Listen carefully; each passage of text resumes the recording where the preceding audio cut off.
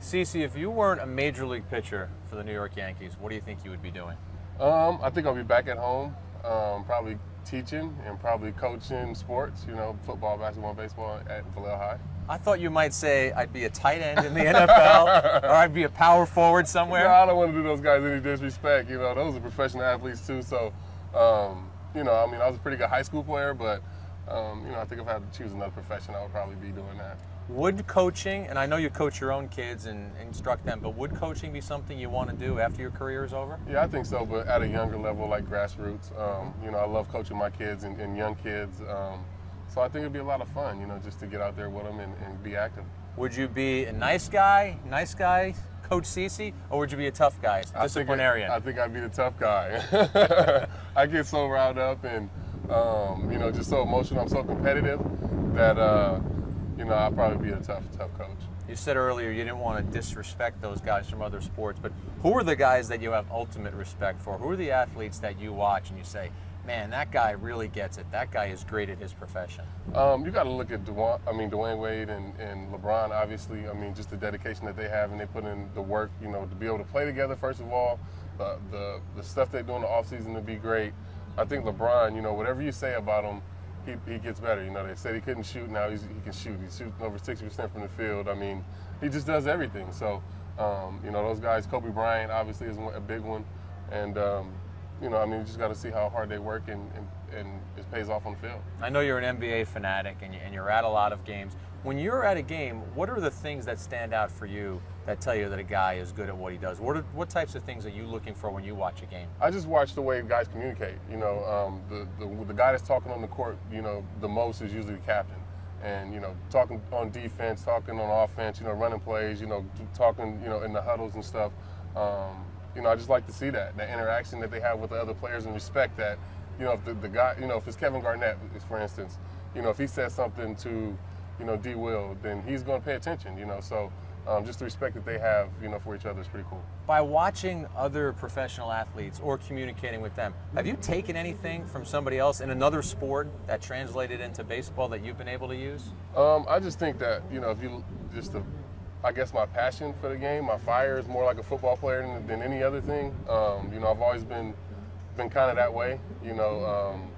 Just a football player. You just happen to be out on the mound. And that's just the way I approach it. I think the time we see that the most is actually if you have an inning that you aren't happy about, you put that glove over your face and you don't want anybody to see what might be coming out of your mouth. But I can see that football mentality when you're walking back to the dugout. Maybe you didn't get a call. Maybe there was a pitch that you left in a certain way. Am I right in thinking that that's when the football player CC is coming out a little there? Yeah, 100%. And, sometimes I have to step back and try to keep my emotions in check. And because baseball is a sport where you want to be even killed. And, when I was younger, you would see the blow-ups a lot more than as I've gotten older and, been able to kind of control my emotions. Which question have you been asked more this spring? Can I have an autograph? Or, hey, Cece, what's up with your weight? Which one have you been asked about more? I guess it's about the same, to be honest with you. And, they're both, good questions, but I would have to say they're about the same. I'm getting the same thing about the weight as I am about can I get an autograph. What are your expectations both for yourself and for the team in 2014? I think just for me, I hope just to stay healthy. That's the reason why I lost so much weight and train so hard was to be able to come out and be healthy and, be here every day for the team.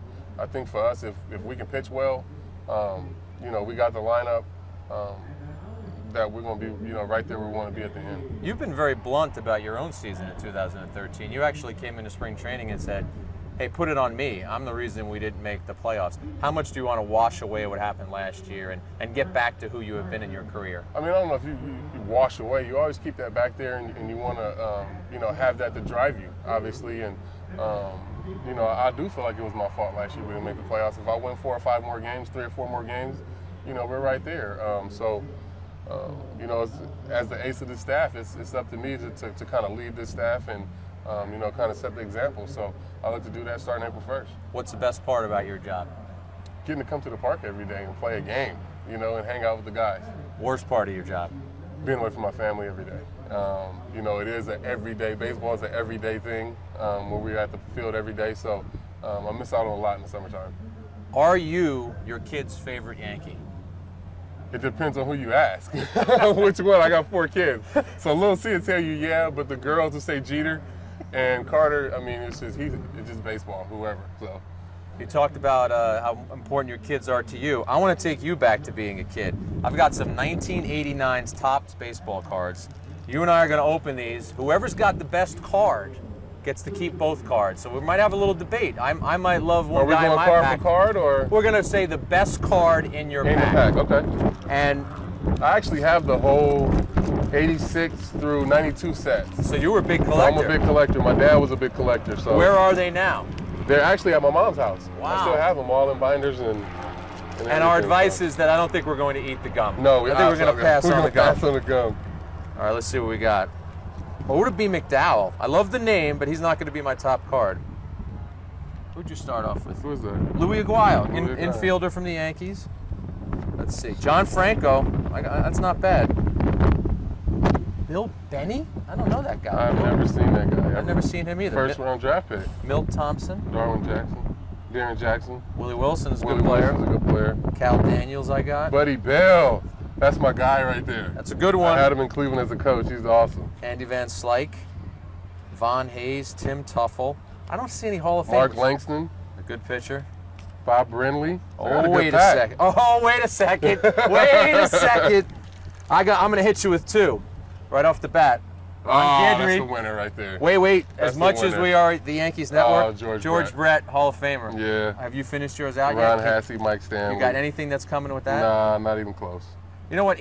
I was going to say I'll give you the cards for being our guest, but since you have them anyway, I'm taking them. I win. You can have those. I want the Buddy Bell card, though. Take the Buddy Bell card. There it is. I can mess with it when I see Take that back. Yeah, it's awesome. Cece, thanks for the time. No problem. Thanks. Awesome.